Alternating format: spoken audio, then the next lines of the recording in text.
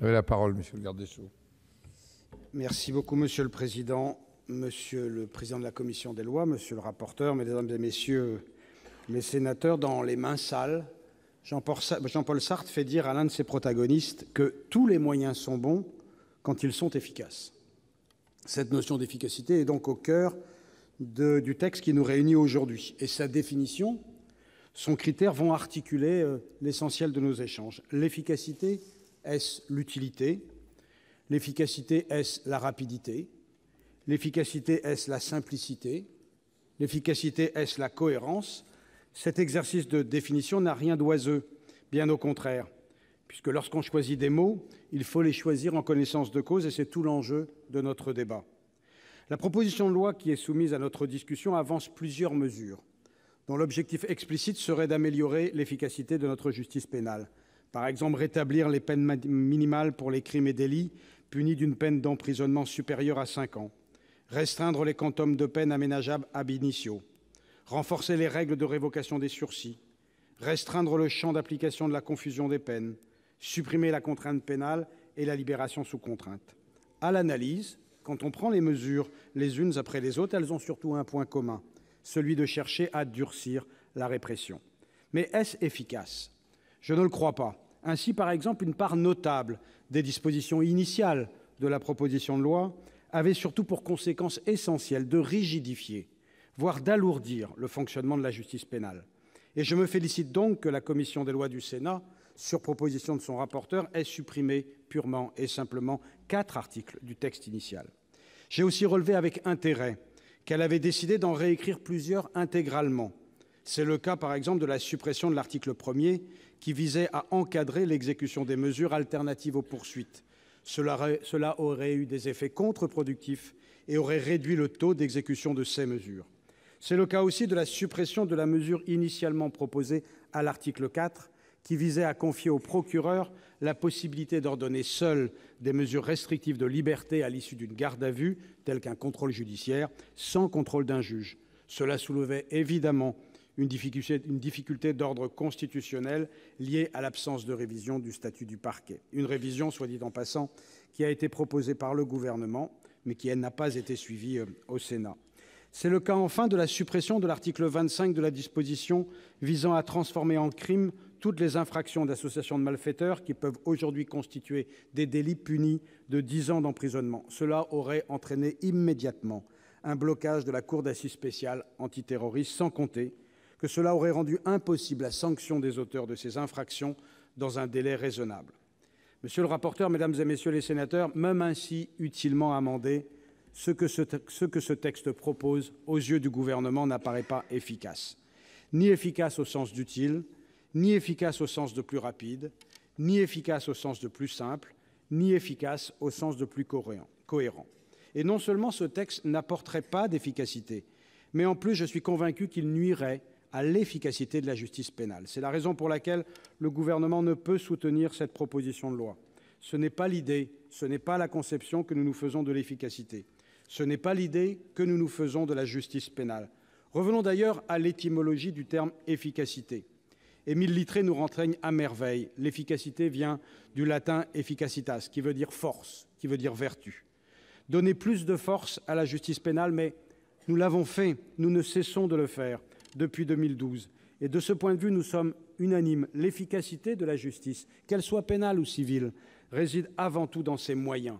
Vous l'avez dit d'ailleurs, monsieur le rapporteur de la commission des lois, nous plaidons tous ici pour que les futurs budgets soient à la hauteur des demandes que nous ne cessons de voir augmenter. Il faut des moyens budgétaires, il faut des moyens humains, faute de quoi les droits que nous votons, les droits que vous votez, seront des droits de papier.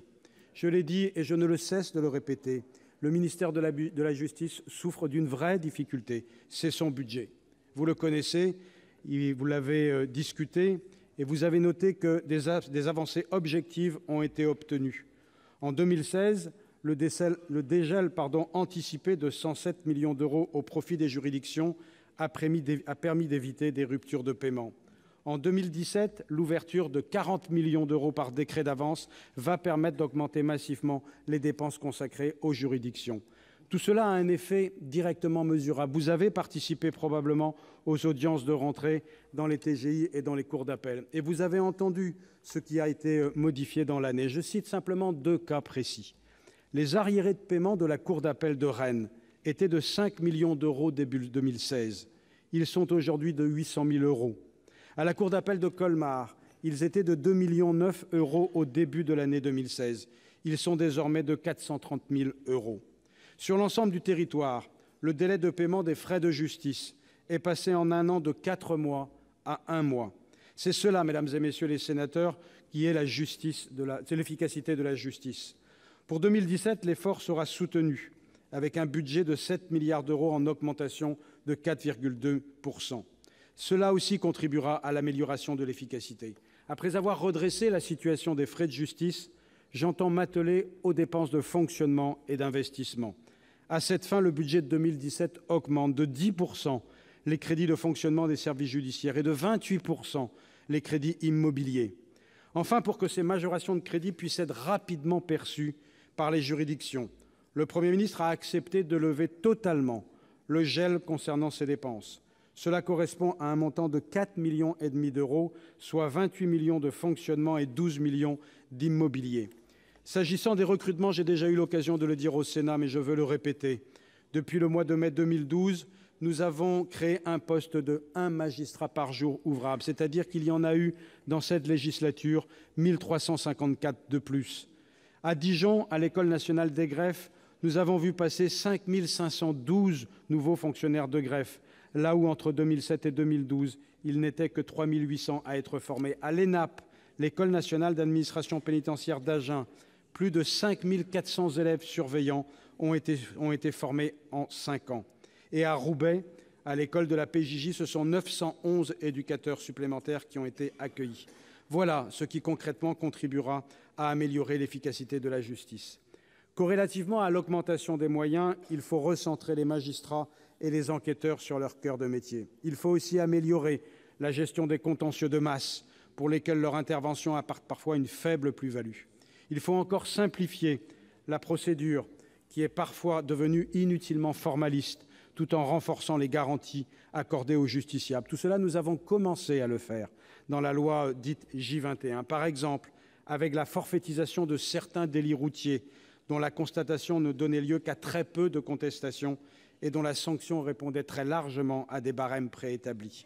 Cela encore améliorera l'efficacité de la justice. C'est également ce que nous avons fait sur le plan de simplification de la procédure pénale, qui s'est traduit par des modifications législatives dans la loi du 3 juin 2016, dans des adaptations réglementaires dans le décret de simplification du 7 septembre 2016 et par 2 circulaires de simplification des 23 décembre 2015 et 8 septembre 2016. Ces mesures de simplification concernent ainsi, par exemple, la possibilité de transmettre des procès-verbaux sous forme électronique, la simplification de l'exploitation des supports informatiques saisis dans le cadre des enquêtes, dont la copie peut désormais être faite sans la présence d'un OPJ, l'extension des possibilités de comparution forcée en cas de risque de modification des preuves ou des indices, de pression sur les témoins ou les victimes et de concertation entre les co-auteurs ou les complices de l'infraction. Nous avons simplifié aussi l'extension du recours à la visioconférence pour la présentation au juge, afin d'éviter des contraintes liées au transport de la personne interpellée. Nous avons simplifié encore par la création de plateformes de soutien logistique de gestion de la garde à vue, permettant de rationaliser la mise en œuvre des droits de la personne placée en garde à vue, recherche d'un médecin, contact avec l'avocat choisi, recherche d'un interprète. Nous avons encore simplifié la modification du principe « un acte, un PV », en permettant aux enquêteurs de regrouper plusieurs actes de procédure en un seul procès-verbal. Voilà ce qui, mesdames et messieurs les sénateurs, a déjà été fait et qui contribuera nécessairement à améliorer l'efficacité de la justice. Nous avons apporté une certaine souplesse dans les procédures, tout en préservant les garanties fondamentales des uns et des autres. Si l'efficacité signifie étymologiquement force ou vertu, comme je l'évoquais tout à l'heure, alors oui, nous avons donné plus de force à la justice pénale. Oui, nous avons donné plus de force à la justice civile. Et oui, nous leur avons donné plus de vertu. C'est cela, mesdames et messieurs, que nous appelons l'efficacité. Je vous remercie. Merci, monsieur le garde des Sceaux.